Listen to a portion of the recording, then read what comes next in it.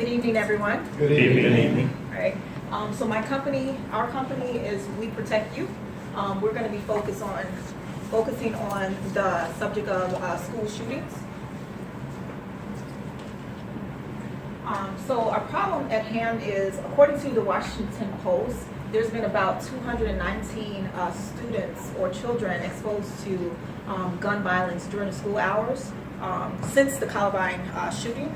But it appears that there hasn't been anything done since that time to increase the security levels of the students, faculty members, and staff. So I wanted to kind of put things into perspective. There's been about 23 shootings this year alone in the U.S. Of that, we've had about 288 students injured since the Columbine shooting, and about 100 number, even if it's one, it's way too high. So this is something that we're very passionate about, and our group is going to go ahead and continue to present.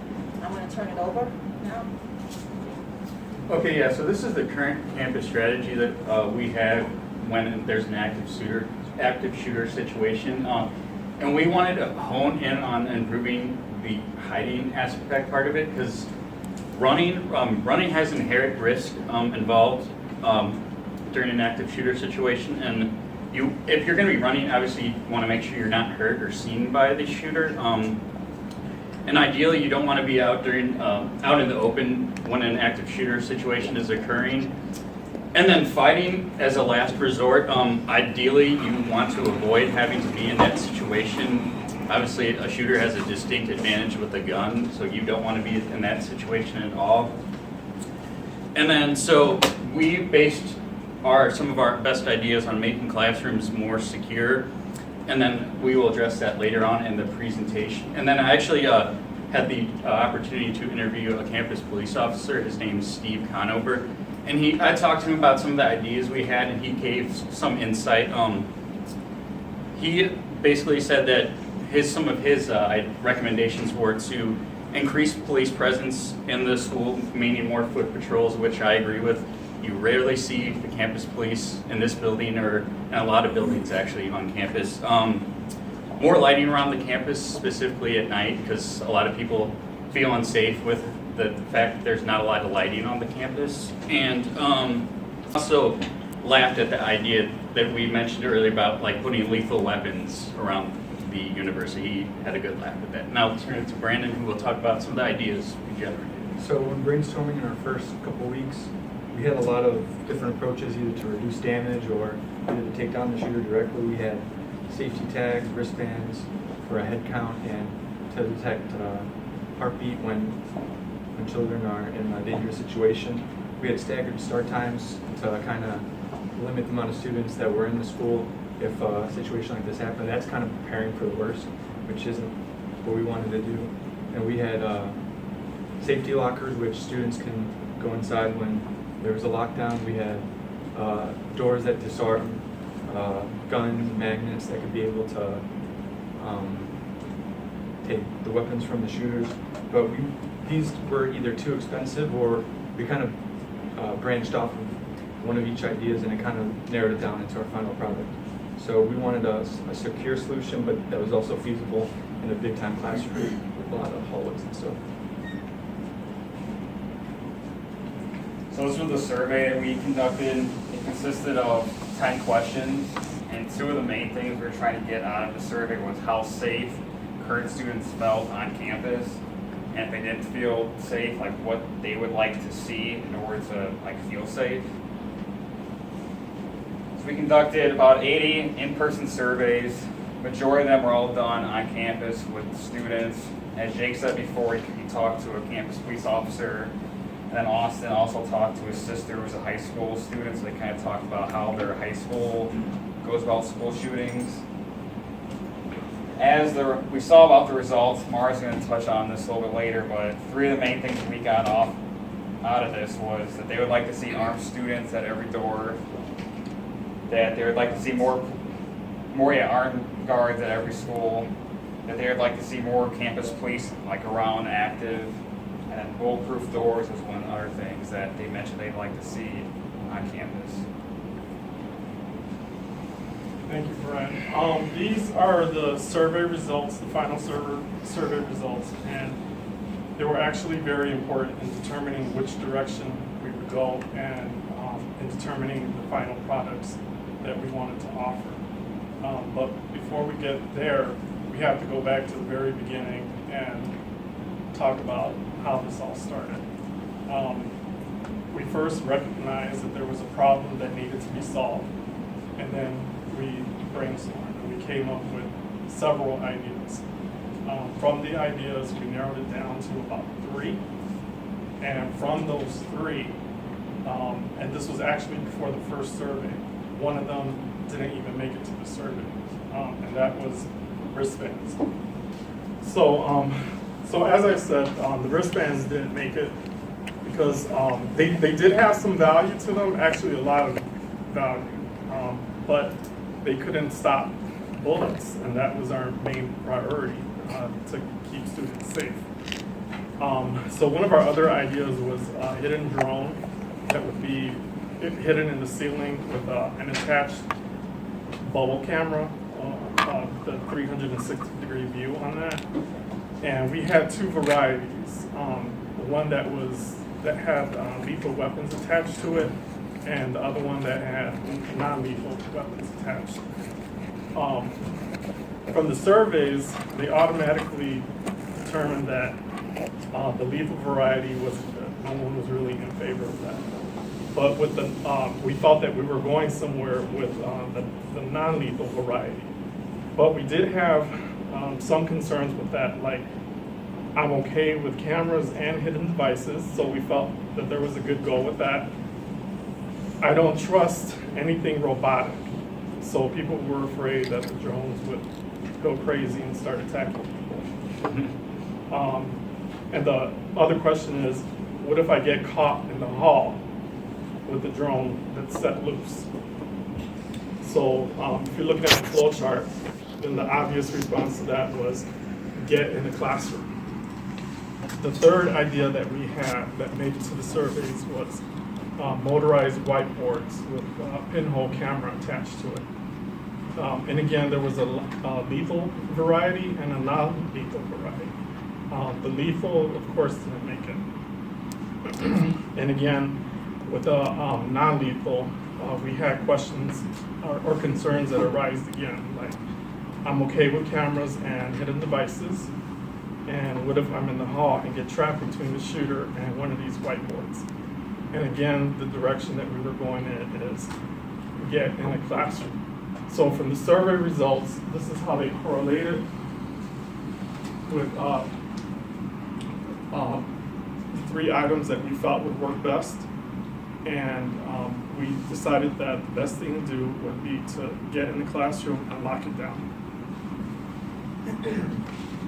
So I'm gonna kind of go into, there's a video here that was released by the NFL. Wide receiver Allen Hurts with the Dallas Cowboys is going around to different schools. He grew up about 45 minutes from Marjorie Stoneman Douglas, where that shooting just happened earlier this year. And he was talking to victims and victims' families. So here's just a snippet of one of the mothers of the victims talking about how you can secure classrooms, and it's kind of like in line with what we were thinking about too. And I was like, wow, that perfectly aligns with what we found in our surveys. But yeah, that we'll kind of get into more of that later. But I kind of just wanted to go over the business model here. Not much has changed with the business model since the last time we presented it, except for that we pulled out anything that had to do with IT or software, because originally our idea when we made the business model canvas was we'd have drones and some form of like consulting staff that would help operate and fix the drones, and would need some form of software to fly them around. So we took those out. But your key partners are just school systems, parents, administrators. Obviously, you got to get them on board. And key activities, installation, training, manufacturing of the product itself that we'll talk about in a second, and sales and maintenance. Our value proposition was, I changed a little bit, increase security in schools, school classrooms, and control the damage during an attack.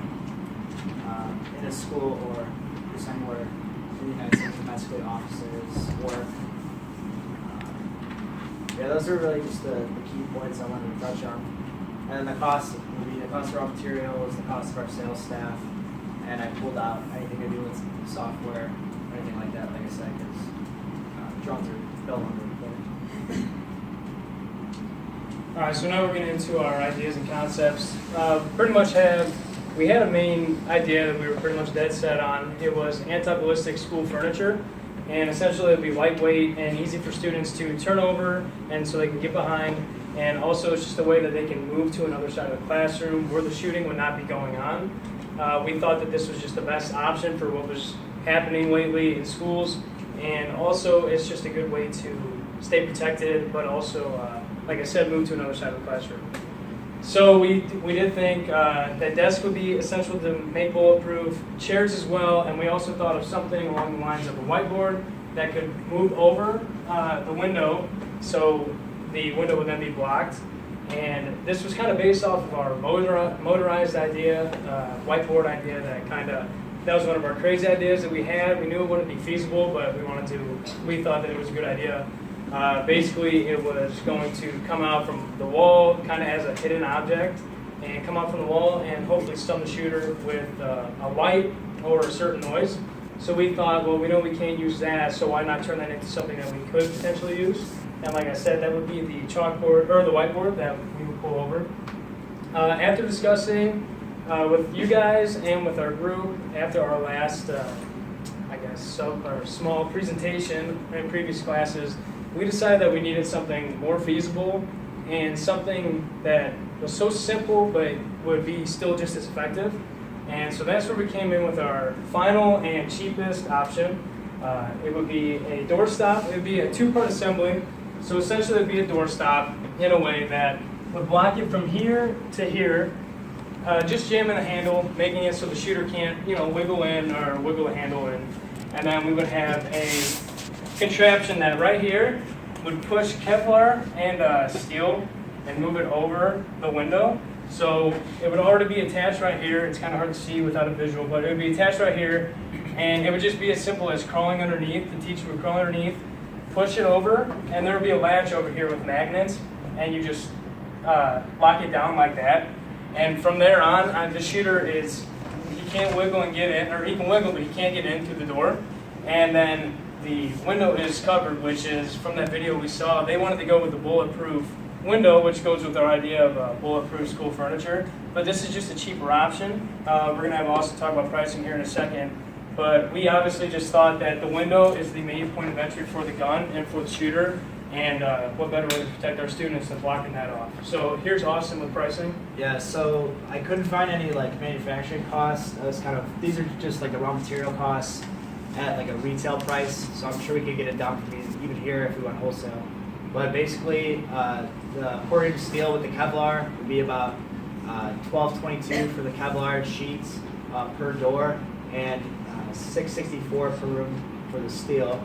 And then what I kind of looked at was like a sliding door track that was a 1/4 inch, and we put it on the side so it could just slide over. I guess it would be up and down, so you just slide it over like that. That was about $2.40 per room, and then the metal class, it was more of we screwed into the door instead of magnets, because I don't think it would hold the magnets. Was about $6.40 per room, and then the adhesive for the Kevlar and steel was about 30 cents. So it came out to around just under $30, and again, that's without any manufacturing costs or other costs, but that's just raw materials for that device. And I looked up also bulletproof glass, and that ran about $25 to $100 per square foot. So that would, run anywhere from 50 to 150 per room. So it's a similar idea. It's just a cheaper option for classrooms that we think could be feasible. And that does conclude our presentation. If there's any questions, we take them. Thank you.